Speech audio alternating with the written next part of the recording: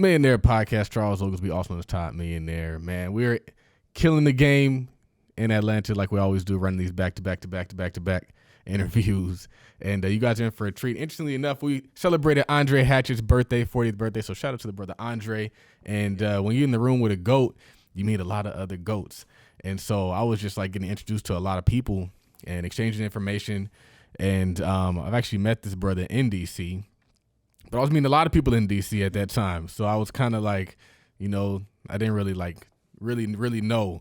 And then Eric was like, oh, he's this, he's that, blah, blah, blah. I was like, oh, okay. He'd be a great guest on the podcast.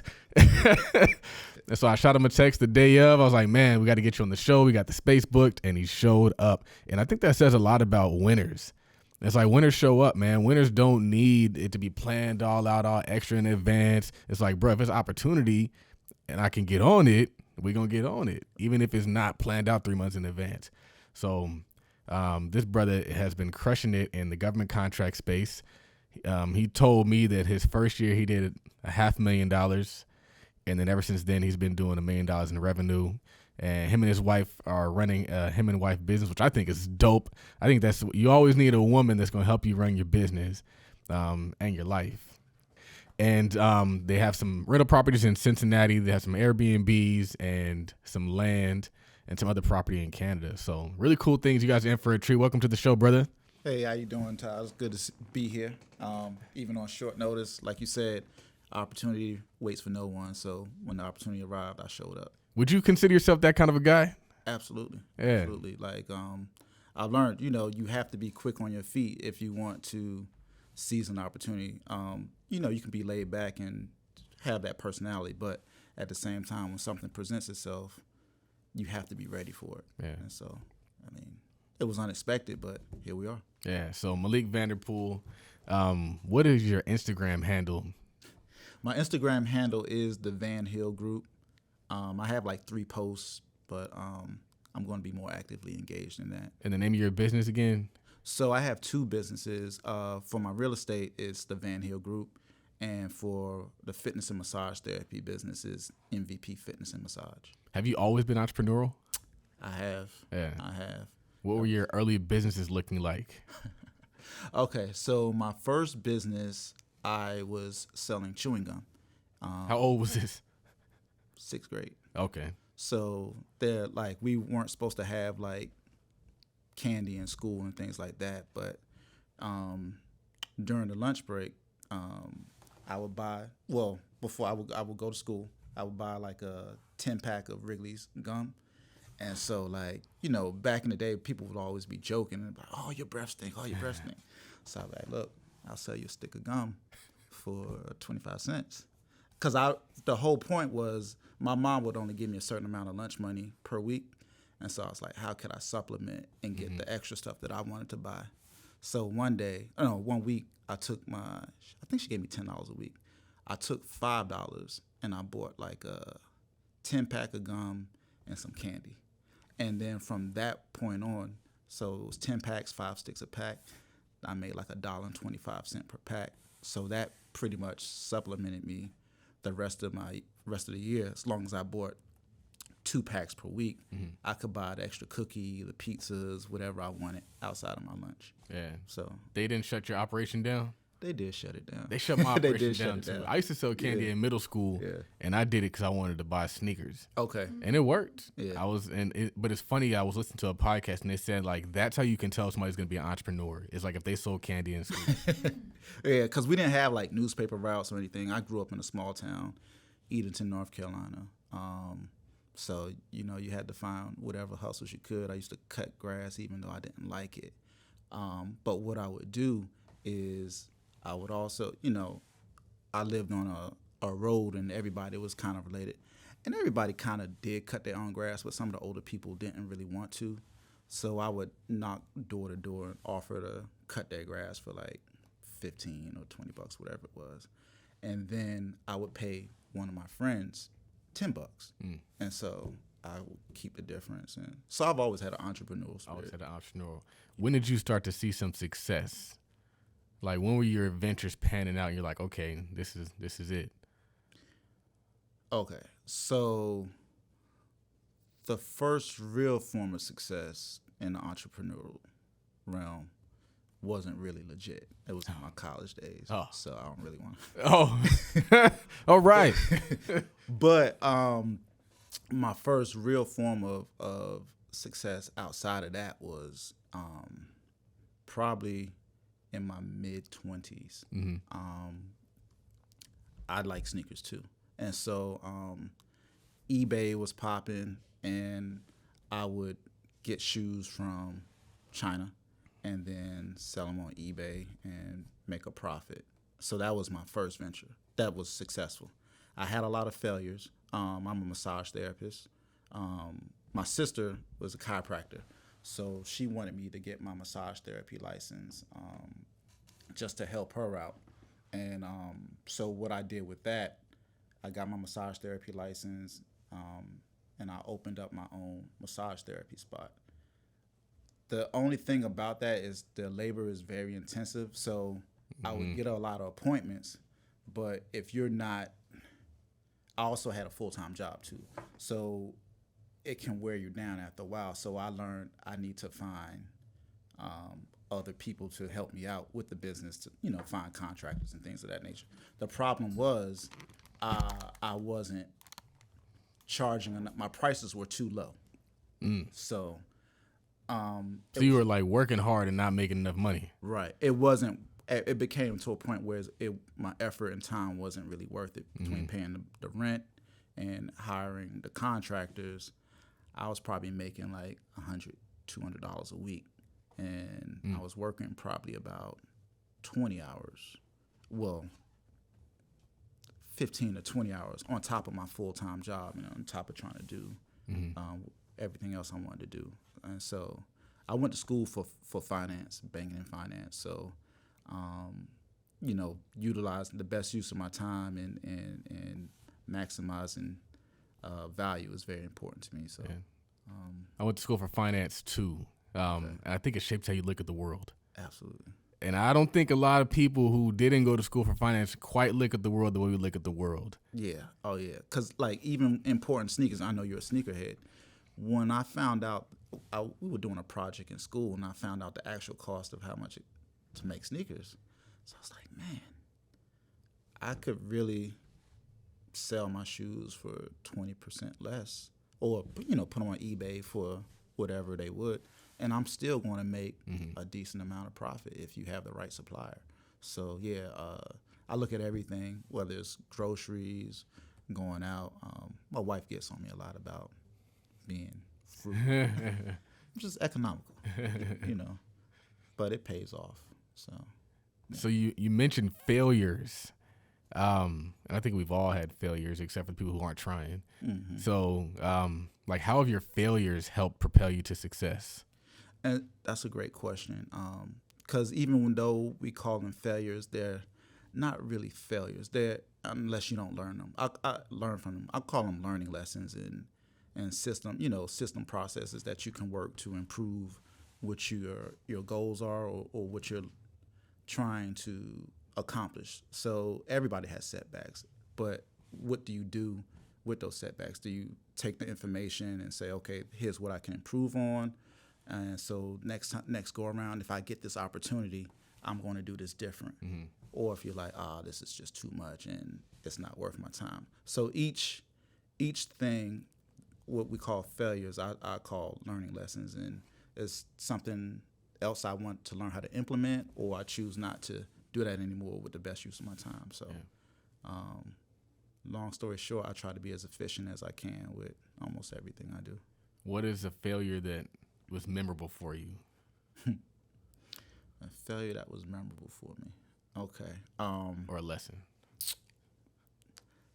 Well, this was during the 2006-08 market crash. I started doing commercial real estate in 2006. Sales or development? Sales, commercial real estate sales, for a company called Marcus and Millichap. So, and this is what you eat is what you kill, right? So 0% commission. 0% salary, 100% commission.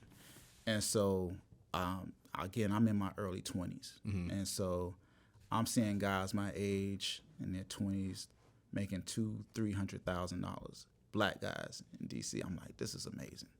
And so I didn't make any money in commercial real estate. I was there for almost over a year at this time, and I hadn't received a check yet. And so right now my savings is diminished. I'm working at Banana Republic part-time just to pay my rent, and I fly out to Vegas. I meet, just so happened, it was a shopping center in my hometown in Edenton that I knew about. And the guy, the group who owned that were in New York, so I called them up, and, it's like, how do you know so much about this property, I was giving them the details, every store, the tenants. I mean, just they thought that I knew so much about it. They knew I had some kind of experience in that town. So they was like, I tell you what, fly out to Vegas for ICSC. I want to meet you face to face. We met face to face. They trusted us to list that property for them. Listed that one and a property in Asheville, North Carolina, another shopping center. These two deals totaled about $8 million. So if I would have got a commission check on that, that would have been $250,000, $300,000. We got them under contract, and that's exactly when the market, nobody could get financing anymore. And so we worked on that project. We worked on it for about 3 months, and they had to fall out of contract. And so at this point in time, it's almost a year, 3 months without me having to get a check. So I had to bow out the game. And so what I learned from that is, always have a rainy day fund and always be able to stay all in. But even if you can't, even if something goes wrong and you crash and burn, you have to keep going. So that's one of the biggest failures. I don't even know if it's a failure though. That it's like you can't control the market. Right. You know what I mean? So, right. So that's one of the things you have to learn. Like, or you can control only what you can control. Yeah, because I was going to ask you, you're back in commercial real estate now. I am. So you didn't give up. I didn't give up, but I took a long hiatus. What did you do differently when you came back? I was more well capitalized. So I think that's what entrepreneurs need to really focus on, is making sure they can be well capitalized, because it's going to be rainy days. It's going to be tough. I worked at the FDIC and after the financial crisis, 2008, I actually went back to the FDIC in 2010 to help do the loss share program. And so what I would tell entrepreneurs is, if you have a job or if you want to be an entrepreneur, keep your full-time job. Let that finance your entrepreneur visions, and keep it until it can fully fund whatever your income is replacing, because you have to eat. You only eat what you kill as an entrepreneur, right? And you have to be ready for the ups, the downs. And so if you're not well capitalized, what you're going to do is you're going to end up almost taking the steps you took forward. You almost have to take them back. Right. So. And I was going to ask you that because you said well capitalized, and I'm thinking, well, capital can be a bunch of money in savings, or it can just be a source of income. And sometimes that source of income is going to be your job. But as long as you have cash coming in, you can still run the business while not starving. And then you can not have to worry about taking profit and using it to pay your rent, when you could be taking that profit and then building that capital stack as well. And so it's like all these things work hand in hand. I'm not anti-job, if you guys, whether you guys believe it or not. Well, I'm not anti-job in the sense that I don't want you to work a job forever. But sometimes a job might be necessary. Right. You might have to work a job so you can get to your business, especially if you don't come from it. If your parents ain't writing you a check and you got to get some money right now, you might have to do it. And that's what I did. And honestly, I quit my job. I tell people all the time, like, I quit my job before I quit my job. Like, I quit my job, and my wife was like, nah, fam, you can't quit your job yet. And so I had to go back to work, and she was right. She was right. And so when the second time I quit my job, it's not even a question. It's like, we know, like, either we just know. And so it's a way different experience now because the capital's there. So that's interesting. How long ago did you quit the job the second time? The second time about maybe like a year and a half ago. Maybe Okay. like 2 years ago. Okay. Like November 2020. So Okay, cool. I'm not that long out. Okay. I'm still new. Okay. But I'm not going back. Yeah. Well capitalized. Well capitalized. Man. So government contracts. That's the big dog. And I've never done a government contract interview, but I know that people are finding success in that lane, and that's where you found some success. How did you land in that space? Okay. So, like I said, I was finance major, but I'm also a massage therapist. Had a massage therapist. I still have my massage therapist certification, part-time.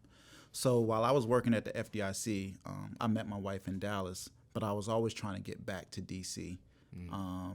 Why? Because I wanted to ask you why D.C. Can we go there before we go to the... Yeah. So I don't forget that.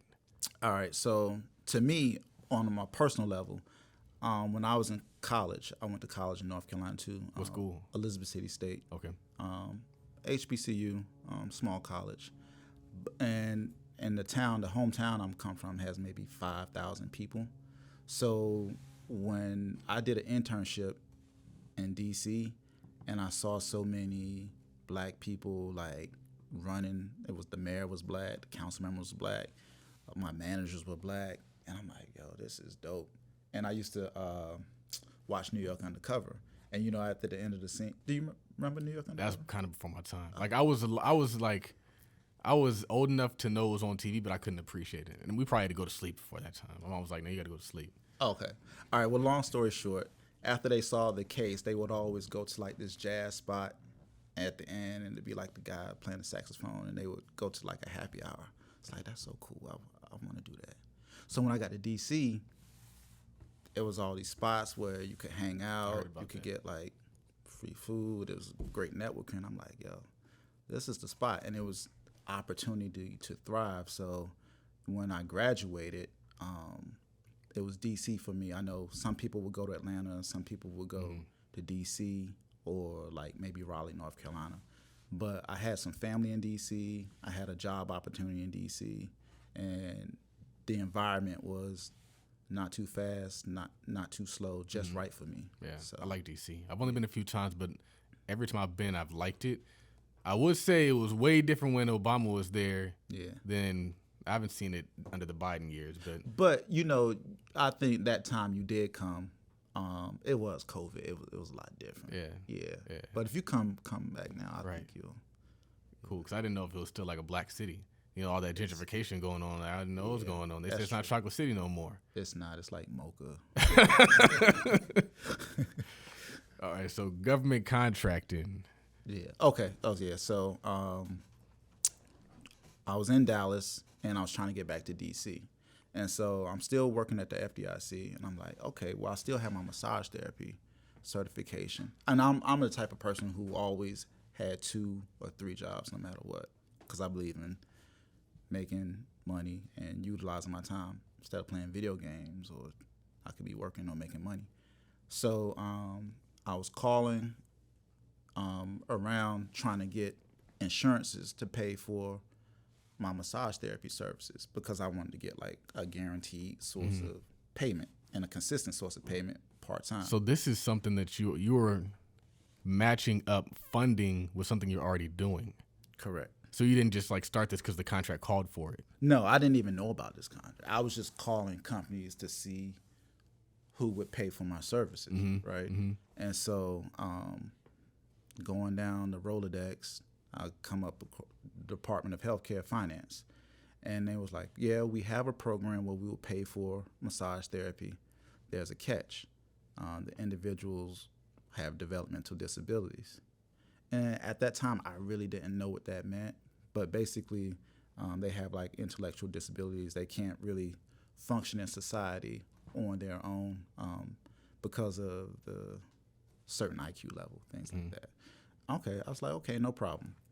So I put in the application. That application probably took like 8 months it kept getting rejected because I kept filling it out wrong. Government contracting paperwork is very tedious, and you have to have all your T's crossed and your I's dotted, or else they'll reject it for the smallest thing. Long story short, I find out some more about it, and they're like, oh, we do fitness too. And I'm like, okay.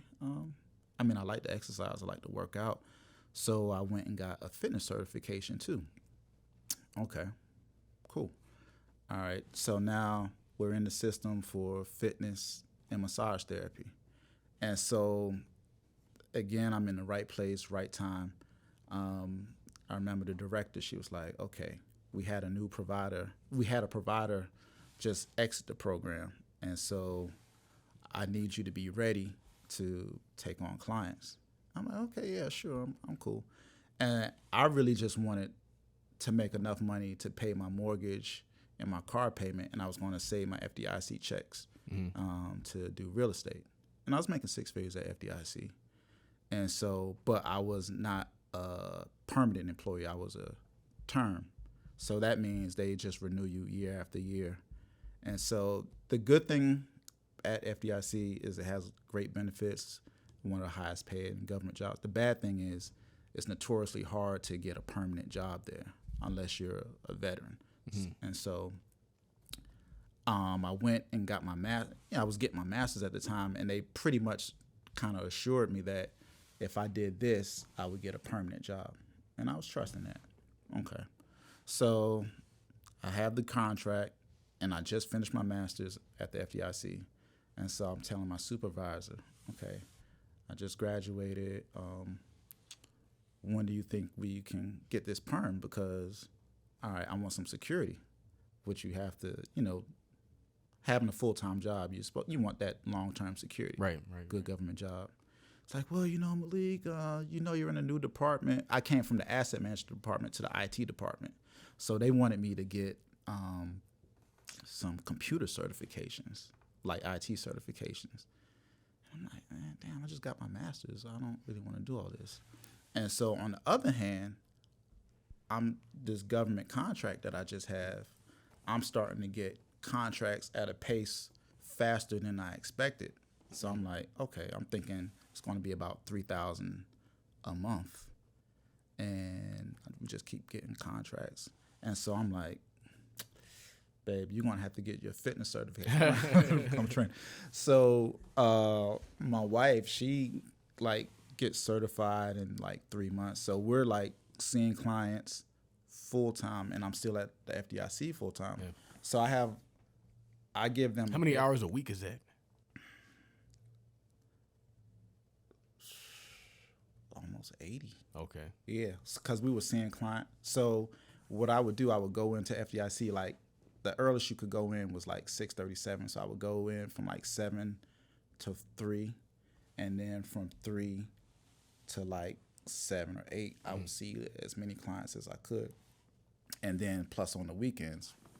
So what motivates you to hustle this hard? You're already making good money, and then you're doing other things on top of that. What's the driving factor behind that? It's the money is good, but the money allows you to buy investments. And so I'm obsessed with because I've been fired before.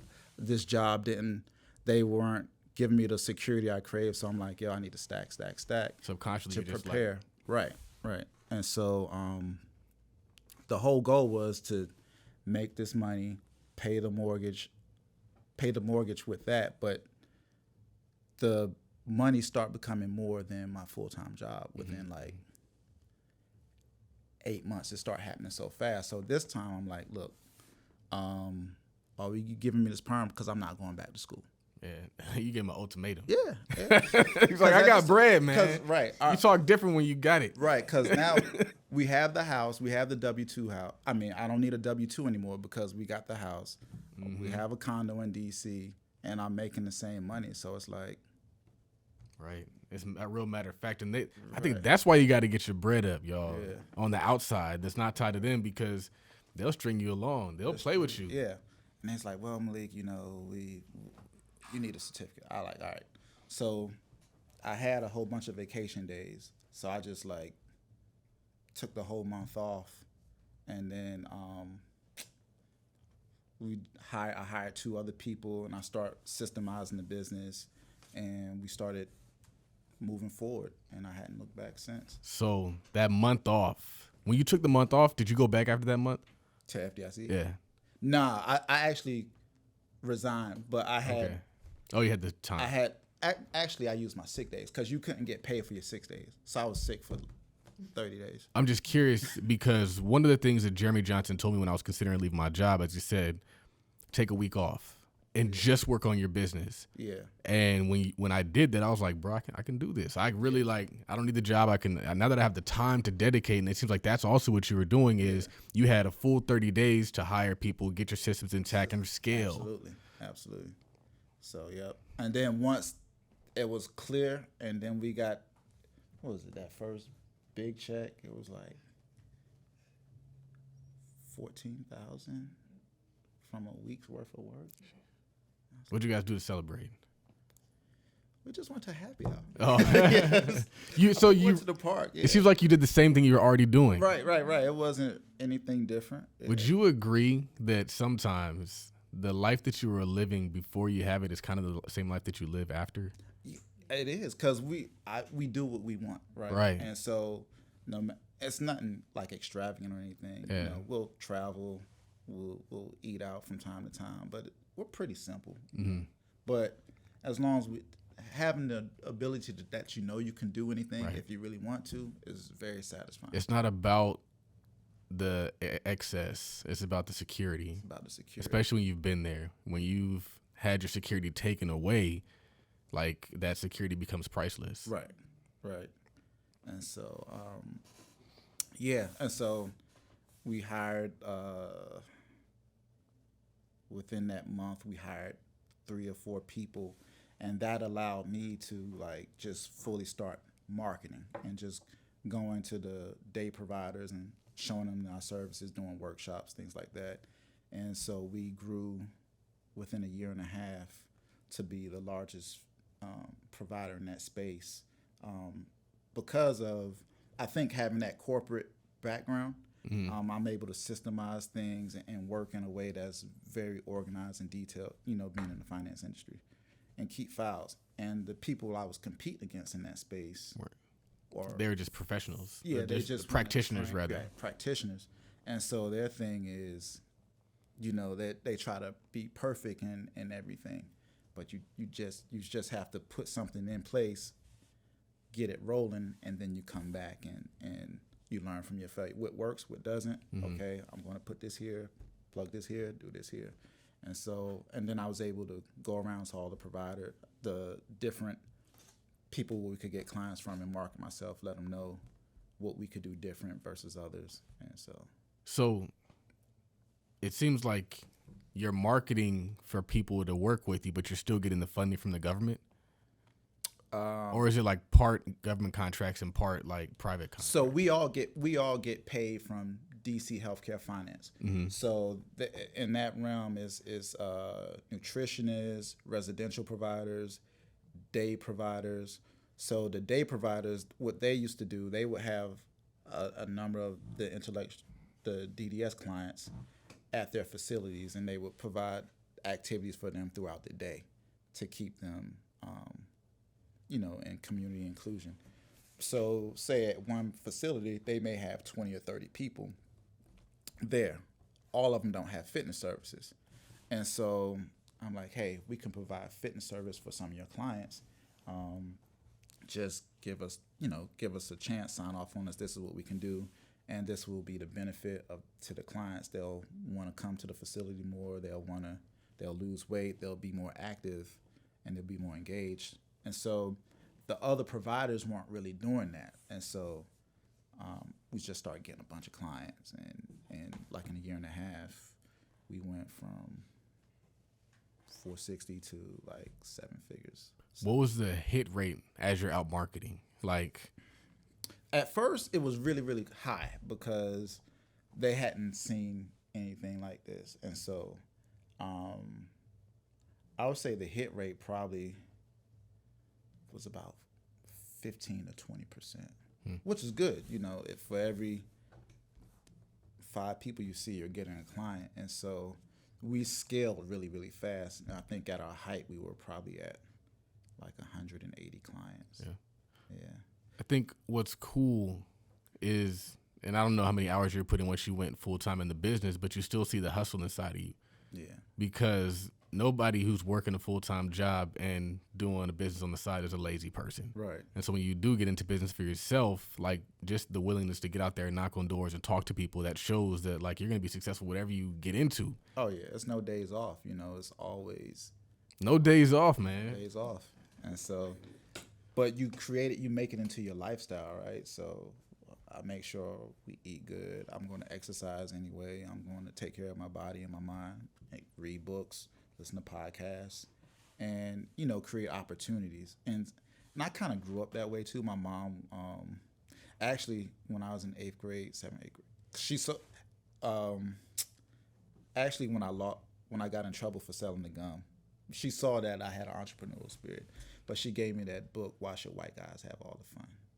And so I remember reading that book in 8th grade, and that just kind of opened my mind to like, that's why I wanted to major in finance, because of Reginald Lewis. And so just that's what made me push through law school. Oh, for real? I was like, man, he's a lawyer. He's dope. Yeah, yeah. And so, but also, real estate I love fitness and massage therapy, and I love the ability that we had to affect people in a positive manner, helping others. But it allowed me to get the capital to get back into real estate in the way I wanted to do it. And that's when you said that, I was like, I tell people that all the time. A lot of people think that investing is going to get them rich. No. And I tell them, business gets you rich. Business get you rich. And the investing is going to preserve your business money. Because that money isn't guaranteed to kick in forever. You know, at our height, we were bringing in over 100 a month. Now it's probably half that, which is still cool, right? But we live off of probably exactly. You invest by default. You invest on accident, right? Because you're bringing in so much that you can't spend. You can't live at that level, right? I mean, unless you like Trump. You got gold-plated everything. Like a normal person's not gonna be spending $50,000 a month, $100,000 a month. Right. So it's like, how do you even spend that much money per month? You're just gonna invest just because, like, bro, like, what else are you gonna do? Sit here and get stale? Right. And so it's like, you don't want to pay taxes on it too. So I want to get back into real estate. So just that's having that cash flow and that excess income allowed me to get back into real estate in a well-capitalized position. And also being aligned with the right people, because in my opinion, commercial real estate is a team sport, because if you're trying to do it by yourself, you're going to be competing against institutions, hedge funds, small mom and pops. So you have to have like-minded people with experience who are on the same page, and so that's what we're doing now. Yeah. The property in Cincinnati. Mm-hmm. It's 44 units. Is that multiple units, or is that just one big building? It's three buildings. Are they all close to each other, or are they spread out? No, they're all. It's on one complex. Okay. Yeah. So how that came about is I went to Miami just for a weekend. I just wanted to get away, and I decided to stay at a nice hotel. And so this is the value of staying at nice places. Drop the gym. Conference. Yeah. And so this young brother, he was just eating breakfast, and I heard him talking about, I think he was evicting somebody. I think he was in the process of evicting somebody. And so I was just listening, ear hustling. I was like, oh, you do real estate? It's like, yeah, I'm up in Ohio. I'm just down here looking at properties too. I was like, okay. I used to be in the real estate at Marcus & Mel Chapter. Now I just have some residentials. It's like, I'm actually about to go look at some properties. You want to ride with me? And so just like that, I'm like, yeah, sure. That's right dope. now I'm not doing anything. I'm just chilling. So we rode around, just talking about, you know, what my plans were, what his plans are in terms of real estate. He's like, yo, I'm trying to buy a building, but, you know, I don't really have people who serious or really want to. I was like, well, you know, I'm down if you find a property, because I'm like, I want to do it, but in D.C., I can't afford, you know, the scale of property that I really want to buy multi-family myself. He's like, all right, let's partner up. That's like a multi-million-dollar property in D.C. Like in 2008, it was some properties that I saw for $1.7 million. Right now, it's like $11 million for that same Yeah. property. What gets me is these LA properties. They want like these like rapper homes, not rapper homes, but like athlete homes and like these Bel Air homes. They're like 30 million, 40 million, 50 million in Beverly Hills. I'm like, man, it's the world has changed. Right. Yeah. And so, a few months later down the line, so I left Miami. You know, we kept in contact. A few months later, it's like, yo, Malik, I found this property, 44 unit, 1.9 mil. Like, we need to raise the money for 25%. I'm like, cool, no problem. So he had a few friends. I had a friend, and we just put the down payment down. And the plan was, the rents were super cheap. Mm-hmm. Is it fully occupied? Fully occupied? Fully occupied. 95%. So the rents were $425 to $550. And so, I mean, Cincinnati isn't a small city. It's like a tier 2, tier 3 city. But rents for $450, $500, that's ridiculous. So the plan was we buy the property, raise the rents, and do the CapEx, renovate each unit one by one. As a person moves out, we renovate, raise the rent $200. Mm-hmm. All right, boom. We close on the property February 2020. Mm-hmm. March, COVID happens. It's like, oh man, we don't know what to do. And so Mike was like, yo, Mike is the guy in Miami, and he manages the property as well because he lives in Ohio. It's like, well, they're not really doing the moratorium like that in Ohio. So, and the rents were still relatively cheap. Long story short, we were able to continue to get 95% or higher collection rate throughout the whole COVID. Nice. And we renovated out of the 44, 18 units. And so we increased the NOI from 220,000 to 234,000 right now. And so we're actually in the process of refinancing right now. And so that property is now worth $3.1 million. So off of that little bit of a bump in rents. Yeah. I'm always thinking you got to like double and triple the rents. That's crazy. Yeah, you do like a 10 or 15% increase in the rents. That's like depending on the cap rate on that, just about a 20. And then also the market appreciates with you too. Exactly. But yeah, so cap rate, for those who don't know, is essentially you take the NOI and you divide it by the cap rate, and that tells you the value of the property. The NOI, Yeah. So that's how you make the big bucks, is you increase the NOI. You buy it cheap, raise the rents, increase the NOI, make it more profitable because you're buying and selling a business. I forgot who I was talking to about that last night. But anyway. Yeah, so we're pulling our initial investment plus some out of the property. This may close in May. And so it's still cash flowing pretty well. We're still increasing the rents. So you guys are going to keep it? Yeah. Those nice. Yeah, because the tax benefits are good. And we're pulling our initial investment out, and we're going to rinse and repeat. Mm-hmm. The problem is trying to find a prop. It's hard. The competition is crazy right now. Right. We were just talking about that. Everybody's in the multifamily. All right, so I don't want to leave the multifamily. I'm curious, when you position something like that, is that considered a syndication? Yeah, well, this was it more could just of be a like partnership. a JV type this deal. We formed a LLC. Okay. All of us together. And then the LLC purchased the property. You guys have all in the operating agreement based on who contributed what you received, and whatnot. And we all are guarantors on the loan, so this isn't really a syndication per se. That is dope. Yeah. It's a lot easier to get a $1.8 million loan when you got 5 dudes backing it. Yeah, and girls. Oh, and girls. Shout out to the women. How did you, what kind of a bank finances a project like that? Community bank. My partner has a good relationship with the bank in Ohio because he's done several projects with them. And so that's dope. I never thought about that. Yeah. You can literally leverage your partner's relationship with the bank. Yep. You don't have to establish a relationship with the bank. Yeah. There's a lot of gems in here. Yeah. It's a team sport. Commercial real estate is a team sport. Do you think that wealth at a high level understands the value of collaboration? Oh yeah, absolutely. Because I can't get these folks to understand collaborating for nothing. Absolutely. You have to trust and I think at a certain level, you understand you don't get rich overnight. You know what it took to get you there, and you know it's more about So preservation. you understand when you hop into another project, like, bruh, it's not gonna be overnight. Right.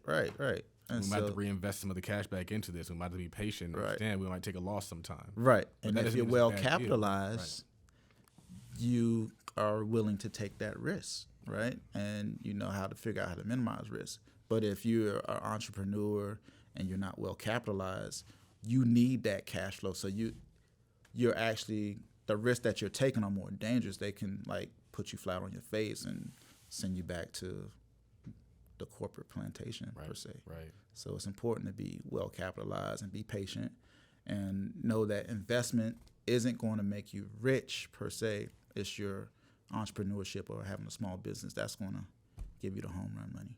So true. So true. And the other gem is just getting in the right spaces, man. Like, it's different. You're around a whole different breed of people. And even if you don't necessarily have that conversation with the person, just seeing it, experiencing it, seeing how they move and they interact. I was watching something, and this guy was talking about how they took a private jet. And it was for a trip. It was Ellie Talks Money. I was talking to Ellie Talks Money. Okay. And I don't know if you saw that when she was like, yeah, we took the private jet for a contest. She's like, it wasn't that far of a ride. They went from like Vegas to L.A. But when she was out there, she saw that like there's families with kids. And she was like, this is all they know is private jet life. And so once you see it, you can't unsee it. Right. And so then you start like, okay, how can I get my kids into PJ? Because if you don't see it, you think it's something that's just not possible for your kids. But if you do, you're like, okay, if it's possible, what do I need to do to make it come to fruition for me? So, and like you said, being around in the room with people, it's like, oh, if they can do it, I can do it. Exactly. Because they're cool. They put their shirts on just like I do, and we have a lot in common. It's just being in those spaces and being able to take advantage of the opportunities when they present themselves. Yeah. What is one thing about your business and your success that you didn't expect?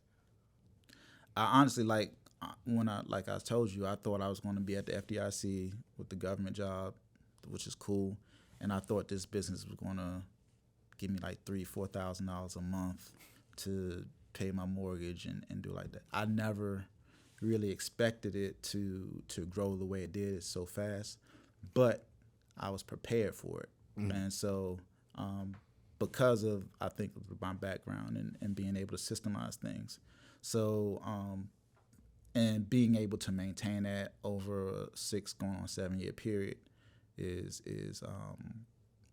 something to be proud of. You know, we had our ups and downs, like COVID shut everything down, like I said, but we had to repivot. We had to learn how to do teletraining and things like that to try to bring in, keep the revenue going. And also, when you have a business, you're responsible for your employees and contractors. So just because the business stopped, a disaster like that happened, these people they don't get a salary.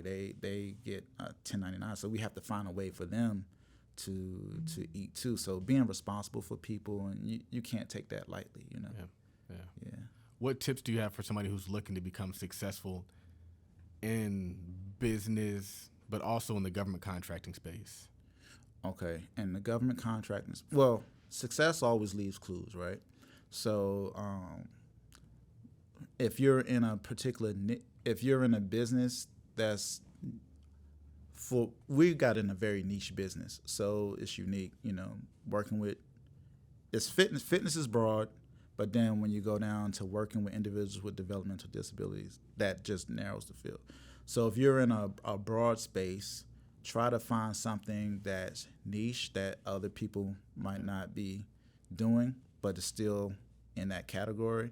And then you can become like the market maker or the market leader, things of that nature. Get a mentor. To be honest, I'm here because of Andre. When I met Boyce, I met Andre at a Boyce Watkins event, right? Mm-hmm. And it was a simple, you need a ride to the hotel, I'll give you a ride to the hotel. And then we exchanged numbers. He introduced me to Erica. And then, now I'm in these rooms because I was of service. Yeah. So be of service to somebody who you feel can help you and things of that nature. That's a bar. Like, swallow your pride. Like, that's a bar. Yeah. That's a bar. That's so funny. It's not funny, but it's interesting because people who want to get to a good place are unwilling to do those things, but people who are in a good place have already done those things. Yeah. And are telling you to, like, that's what you got to do, fam. Yeah. And they kind of fight you on that sometimes. Yeah. I know it was a big controversy about a month ago when the guy from Making the Band, Freddie, was complaining about, like, how Diddy humiliated them for walking to get some cheesecake. I'm like, if this man is about to change your life, you can't walk. First of all, I went to high school in Brooklyn. I've been to Juniors multiple times. Juniors isn't that far from where they were walking, right? So you can't walk 2-3 miles to go get some cheesecake for somebody who's going to change your life. And I just looked at the comments that people had. It was like he was humiliating them and doing. You have to be willing to do whatever it takes if you really want. I think that's the thing. It's whatever it takes. Right. It's not even just like embarrassing things or things that are beneath you. It's like whatever the call is. Whatever the cost is. There is no embarrassment for your goals or whatever you want your dreams to be. Right. What is a common myth about your government contracting? That they just hand out money. No, we actually had to go through an audit process, and they audited all our records for like 2 years, and we had to account for every session, every note, every billable transaction, and that was hell. Yeah, right? It sounds like hell. But and so what they found was that we were actually pretty good at record keeping, almost too good, because what we overdid the requirements. And so they kind of used that against us in a way, right? That's weird. Yeah. So we only really were required to have a note and a sign-in sheet, but I have my people clock in and out on this program called T-Sheets, so we can keep track of where they are and just to make sure that they're training clients and they send pictures and things. T-Sheets is a buggy system, so sometimes it'll clock them in and out. So one day, one of the sessions might look like, even though they were there for an hour, it might have clocked them out for like 15 minutes and things like that. And so I'm turning all this information in. They're like, well, why was the person here for only 15 minutes? But they didn't even need that information. They didn't need that. And so they was like, oh, no, you got to pay this money back. But I'm like, no, the thing was buggy. And so we worked it out where they could see that it kicked them in and out. But like just going through that process, it's like have what you need, but just give them what they need. And so, you know. That's so true. Yeah. Never give them more than what they ask for. Yeah, they'll use it. What is the biggest challenge that you're facing in your business, and how are you tackling it? So COVID-19 probably was the biggest challenge. We had to pivot to find out ways to be able to see the individuals, and in our sphere, a lot of our individuals have highly compromised immune systems. So we actually lost about 10 clients. They passed away because of COVID-19, and so that was tough. So learning how to pivot to teletraining and getting them acclimated, and now that we're getting back up, ramping back up, the biggest challenge is remotivating people to be seen face to face, and honestly probably finding some new trainers, because everybody during the pandemic found creative ways to make money. You know, trainers are now training people online. Yeah, not having I've seen that face to face. So it's a whole different model and game that we have to be prepared for when we try to look for new talent. Yeah. So, before I get to the wrap up questions, I just got one last question, and it's, what is a tool that is indispensable for you in business? I'm an Excel guy. Yeah. That's the finance and the FTC in you. Yeah.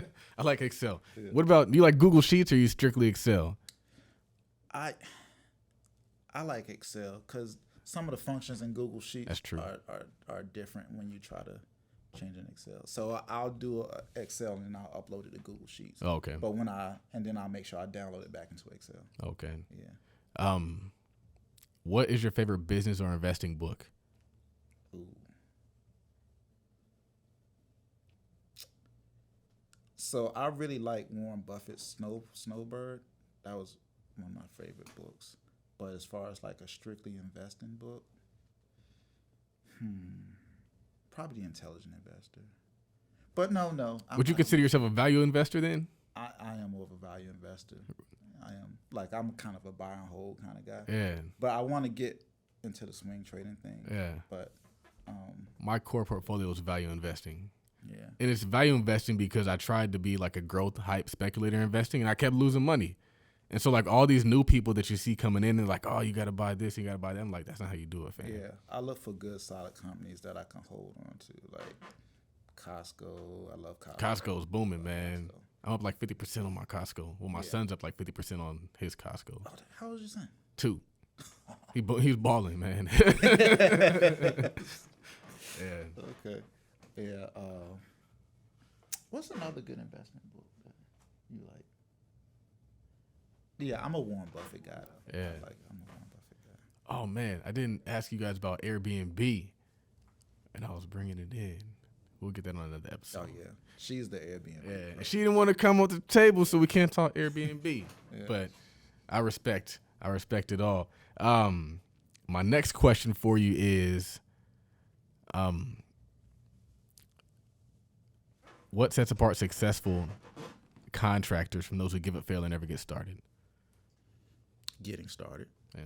Yep. And learning the rules and being in communication with the right people. Like that's what it is. In our spaces, everybody knows everyone, so you have to do good business, right? Eventually it'll catch up to you. That's what happened to the individual who fell out of the space, and we pretty much getting most of that market share. Bad business. So you have to make sure you're doing what you're supposed to do. Make sure, and if you have any questions, ask someone. If you have any doubts, ask someone. Get help. Yeah. So, what does wealth mean to you? Wealth means to me freedom is wealth. And when I mean freedom has different meanings, but my version is being able to help who I want to help and do what I want to do at any time. And so with that, and I know the sacrifices that takes, because that takes your time. You have to invest time into yourself, time into your companies, time into other people in order to get to that point where, okay, I've invested enough time in this person where I know I can leave them here and they can run this business for me.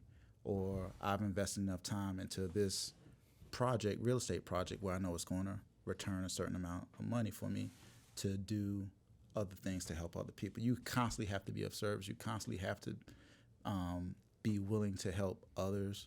And that's how you gain freedom and access. That's so true. Yeah. You have to constantly be of service. It doesn't stop. It doesn't stop. Man, that's deep. Last question is, where can people find you, follow you, and support what you have going on? You can find me on the Van Hill Group, at the Van Hill Group, Instagram, and MVP_fitness_and_massage at Instagram. And what's next for them is some product. So products coming soon. Yeah, I'm going to get with you on, after this and talk about. The sky's the limit, man. Yeah. I mean, you're already doing well, so it's like you're only adding more to what you got going on. You're only increasing the depth of your funnel. Right, absolutely. So, man, that was a good show, and I freestyled it. My shows are better when I freestyle it. When I script all the questions, it's not, the conversation doesn't flow because it's like choppy. So that's why I stopped. That's honestly why I stopped scripting shows. Okay. And then I started feeling like I was slacking because I wasn't scripting shows. But I know you guys got a ton of value out of this non-scripted show. So make sure you guys tune in, like, share, subscribe, give us a 5-star rating. We like 5-star ratings. Make sure you share this with your friends and your family. It's free to share. and you're going to help change somebody's life because somebody needed this information and the conversation was powerful. It was a very dope conversation. We'll have all the links to his contact information in the show notes. We'll also have all the links to our products and services in the show notes. And that wraps up another episode of the Millionaire Talk Show. We out.